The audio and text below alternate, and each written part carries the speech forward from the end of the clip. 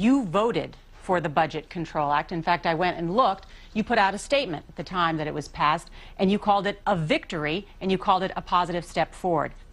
I did. You know why I voted for it? I worked with President Obama. So the problem, Nora, is we've led. The goal is that these defense cuts actually occur. Irresponsible, devastating defense cuts, $478 billion in defense cuts. We've done that. And then on top of that is another $500 billion in defense cuts coming from the sequester. It's $1 trillion in defense spending, and you voted for it. I did. You know why I voted for it? If you go back and read Bob Woodward's book, that's putting politics ahead of national security. We can get in this nomenclature. I voted for the Budget Control Act, but the Obama administration proposed to find common ground to get a down payment on deficit reduction. It wasn't a big down payment, but it was a step in the right direction. Here's the issue. Bob Woodward just wrote this in his book.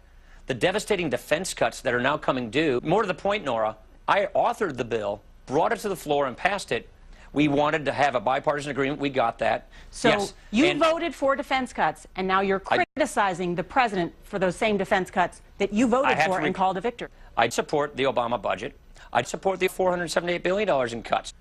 The reason the defense cuts are in the sequester as they are was we passed legislation to reflect what we want. So, number one, that's half of the trillion we support. Our budget reflected that. Number two was at the insistence of the Obama administration. By cutting wasteful Washington spending in other areas of government, we don't agree with that. Our budget rejected that.